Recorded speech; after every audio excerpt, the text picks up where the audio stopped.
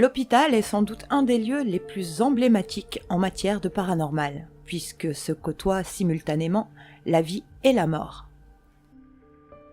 Pour ce reportage, nous allons nous intéresser plus particulièrement au service gériatrique de l'hôpital de Dax, une ville située dans les Landes. Depuis janvier 2019, de mystérieux phénomènes inexplicables se seraient produits dans cet établissement.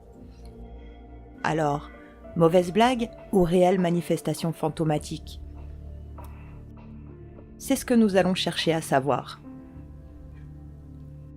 Le personnel médical et les patients ne savent plus quoi penser, car ils se retrouvent confrontés à une situation très embarrassante.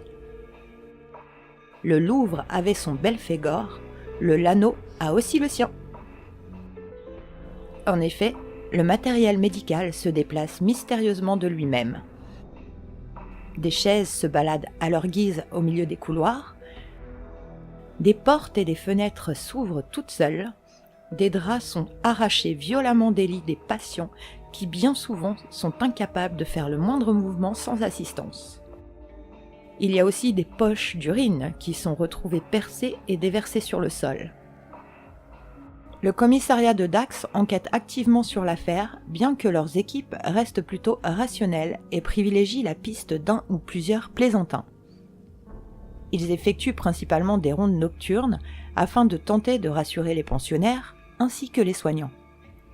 Leur objectif principal étant de prendre le coupable sur le fait. Mais là où les choses deviennent un peu plus compliquées, c'est que, le soir venu, tous les accès sont protégés par un code.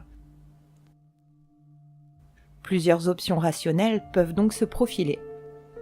Il pourrait s'agir de quelqu'un ayant observé un membre du personnel composer le fameux code, ou encore tout simplement un membre du corps médical qui serait en froid avec sa direction et qui chercherait à se venger par ce moyen. Cependant, les gendarmes ne sont pas tous fermés au paranormal. Souvenez-vous d'Émile Chisané, dont nous avons déjà parlé sur notre blog Normal Paranormal. Ce gendarme a enquêté sur pas moins de 300 cas de hantise en 19 ans de carrière, ce qui n'est pas négligeable. Alors, espérons que la brigade de Dax gardera l'esprit ouvert. D'autant plus que des dizaines d'hôpitaux dans le monde, le plus souvent abandonnés, sont considérés comme des hauts lieux d'apparitions spectrales.